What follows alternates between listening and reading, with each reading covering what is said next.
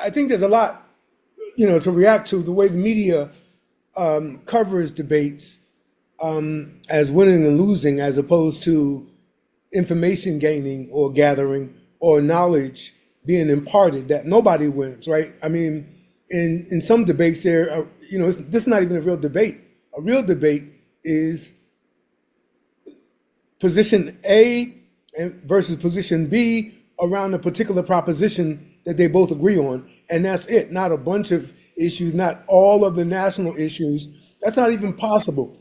So these things they call debates. I'm sure speech professors and teachers going back 50 years or more are probably frustrated that they actually call these things debates.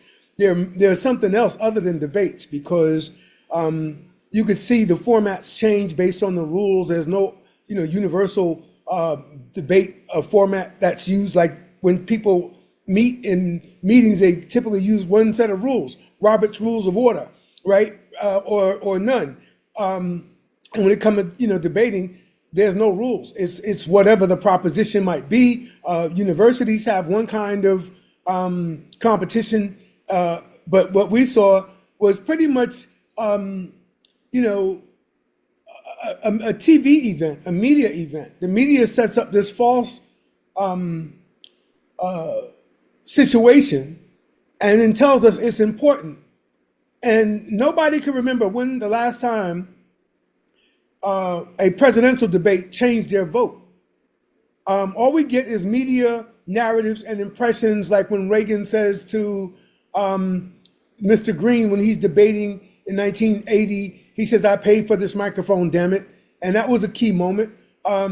Benson saying to Dan Quayle, "You're no JFK. JFK was a friend of mine. You're no JFK." That was powerful. Benson lost. Dukakis and Benson lost.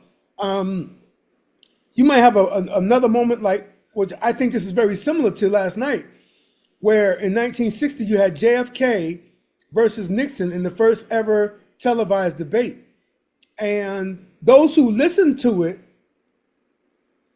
thought Nixon won, because Nixon was far more substantive than JFK was on radio. So this is one of the first things you ever learn about presidential debates in political science. I'm telling you what it is. The 1960 debate is the first time two modern presidents debated on television. And those, if you look up, if you just Google this, you'll see that those who heard the 60 presidential debate, the second one, I think this was the second of 2 or 3 debates, because it wasn't the final debate. People act like it was the debate that changed the election outcome. And in a case like Nixon versus JFK, it's very close. So debates do matter, I think, in close races. But those who watched it on television said JFK won. JFK presented himself as well-comported, clean-cut, Harvard-educated, shoes shine, Boston acculturated, legs crossed, looking like a gentleman, looking cool, calm, and collected. Meanwhile, just like Joe Biden, we're being told last night, had a cold and he was sick. That's how Nixon came out in 1960. Nixon was far shrewder than JFK. Nixon was almost a Machiavellian politician. Remember, Kissinger is an extension of Nixon, and Kissinger was a political realist, and this goes back to Machiavelli. Nixon, Martin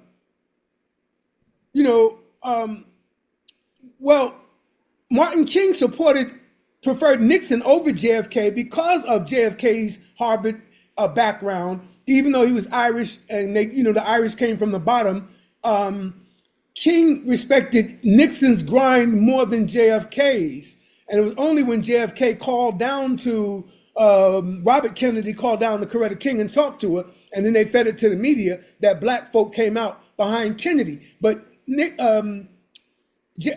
Martin King was not for Kennedy, he was for Nixon.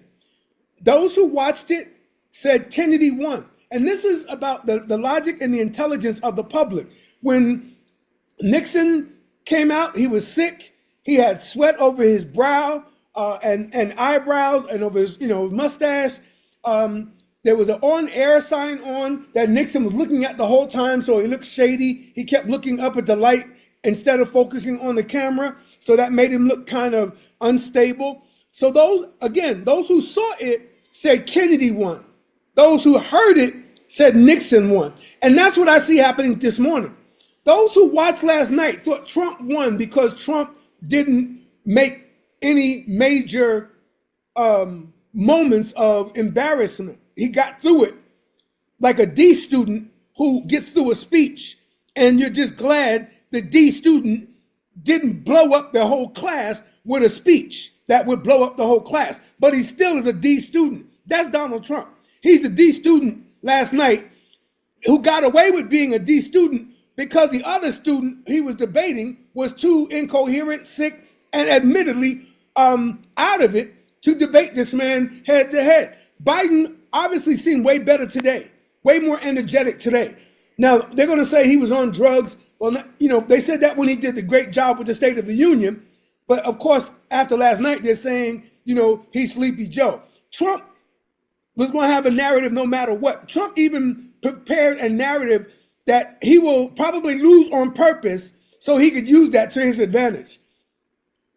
Trump is such a demon to me. Trump is such a devil that he lies about his lies,